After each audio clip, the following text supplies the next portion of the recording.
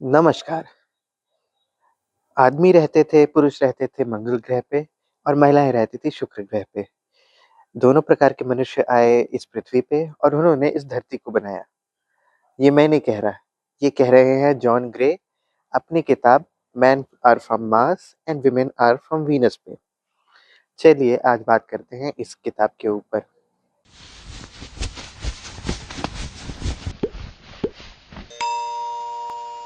इस किताब को लिखा है जॉन ग्रे ने 1992 में और इसका प्रकाशन किया गया था अमेरिका में हार्पर कॉलिन्स द्वारा। और मेरे पास जो एडिशन है वो है हार्पर एलिमेंट का 2012 एडिशन 66th इम्प्रेशन ऑफ 2018। ये तो है किताब की डिटेल्स। मैं आपको किताब की अमेजॉन लिंक डिस्क्रिप्शन में दे दूंगा और ये लिंक एफिलिएट की नहीं है, मैंने अभी तक एफिलिएट प्रोग्राम चालू नहीं किया है, बट फिर भी आपके लिए मैं ये लिंक इस किताब की अमेजॉन की दे दूंगा। अब चलिए बात करते हैं किताब पे और उससे पहले राइटर पे। जॉन ग्रे एक रिलेशनशिप काउंसलर रहे हैं और उनका करियर 1980s में शुरू हुआ और ये किताब उन्होंने 1992 में पब्लिश करी। और जो भी उन्होंने अपने थेरेपी सेशंस में और अपनी पर्सनल लाइफ में महिलाओं और पुरुषों के बारे में सीखा, वो उन्होंने इस किताब में लिखा और इस तरीके से लिखा कि अपोजिट जेंडर के बारे में एक पार्टनर के रूप में हम कैसे जान सकते हैं कि अ, हमारा पार्टनर किस तरीके से सोचता है और उसके व्यवहार को हमें किस तरीके से एनालाइज करना चाहिए और ऐसी कौन सी चीज़ें हैं जिसका हमें ध्यान रखना चाहिए। इस किताब का जॉनर है नॉन फिक्शन के अंदर self help and psychology. Readable pages हैं 306। इस किताब की भाषा के बारे में बात करी जाए तो ये इंग्लिश में है, लेकिन भाषा बहुत ही सिंपल है, बहुत ही समझने योग्य है और लिखी भी इसी तरीके से गई है कि जो भी रीडर्स होंगे उनको ये चीज़ बहुत आसानी से, बहुत अच्छे से समझ आ जाए। जो इसमें लिखा गया है वो यूनिवर्सली एप्लीकेबल है बाय एंड लार्ज, यानी मोटा-मोटा आप इसको हर सिचुएशन में अप्लाई कर सकते हैं और ये किताब ऐसी है जैसी एक गाइड हो। इसमें पॉइंटर्स बहुत अच्छे से दिए गए हैं और बहुत ही सॉर्टेड तरीके से बताया गया है। तो ऐसा भी नहीं है कि आपको पढ़ के समझना पड़ेगा। राइटर जॉन ग्रे ने इनको पॉइंट बाय पॉइंट लिखा हुआ है। So you don't have to look everywhere in the book. You will find informative things just on the go by the pointers.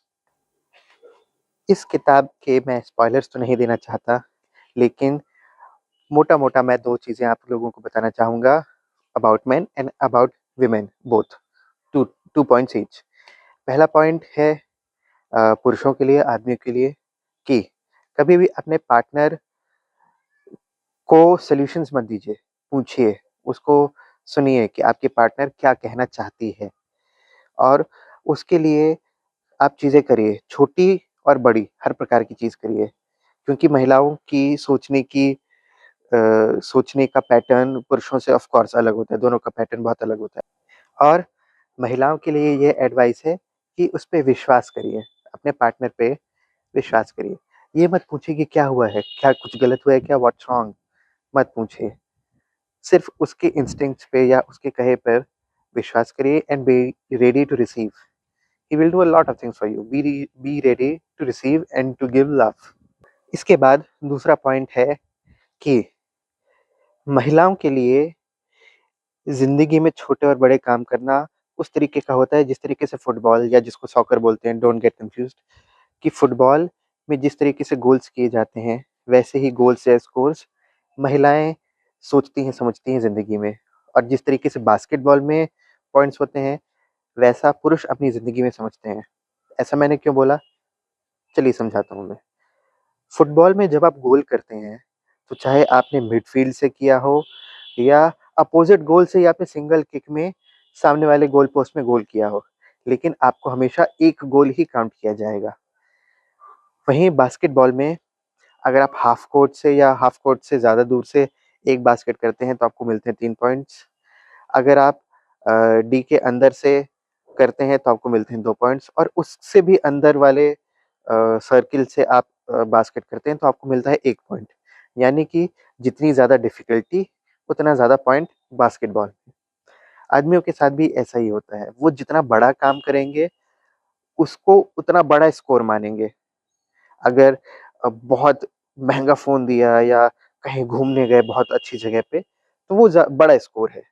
छोटा-सा काम किया जैसे बर्तन धो दिए, तो ये छोटा स्कोर है। नहीं, महिलाओं के साथ ऐसा होता है कि अगर आप एक बड़ा महँगा-सा गिफ्ट दें, तो वो भी उतना ही वैल्यूएबल होगा जितना कि किसी दिन बर्तन धो देना या चाय बना देना। The score is same, one for a costly gift and one for evening tea. So अपने पार्टनर से ये अपेक्षा मत करिएगा कि आपका काउंटिंग सिस्टम और उसका काउंटिंग सिस्टम सेम होगा। यू हैव टू अंडरस्टैंड कि सामने वाले का, आपके पार्टनर का काउंटिंग सिस्टम या स्कोरिंग सिस्टम कैसा है। ये जो मैंने अभी आपको कुछ बताया, वो तो ऐसी चीज़ें थी जो मैं चाहता था कि जिन बातों से मैं बहुत अच्छे से एग्री कर गया, वो मैं चाहता था कि मैं आपको भी वीडियो के थ्रू बताऊँ। और बाकी बहुत अच्छे-अच्छे पॉइंट्स हैं, जो मैं चाहूँगा कि आप किताब को पढ़ें और समझें।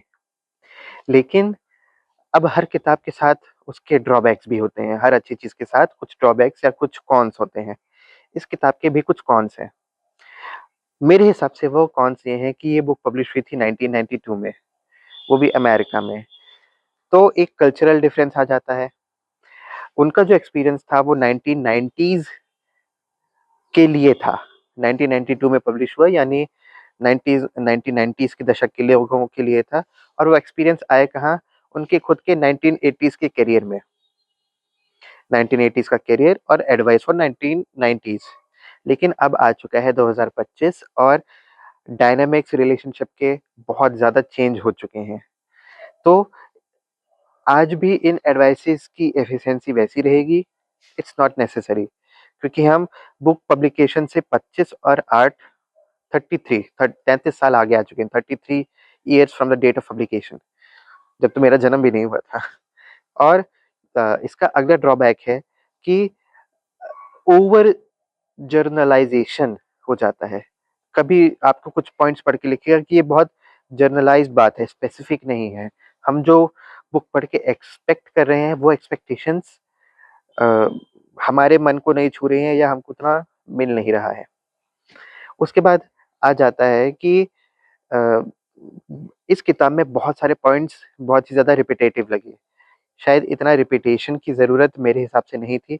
बुक को और पतला किया जा सकता था, या फिर और ज़्यादा इनोवेटिव चीज़ें या कुछ नई चीज़ें भी लिखी जा सकती थी। इस पॉइंट को यहाँ पे रखते हुए मैं ये बोलूँगा कि इस किताब को मैं रेट करूँगा 6.5 आउट ऑफ 10। लेकिन येस, इस किताब को पढ़ना चाहिए। It's a readable book, it's worth reading. At least once in a life time आपको ये चीज़ समझ आनी चाहिए। इससे आपके और आपके पार्टनर के बीच का रिलेशन इम्प्रूव होगा। And that is all from this video. See you in the next one.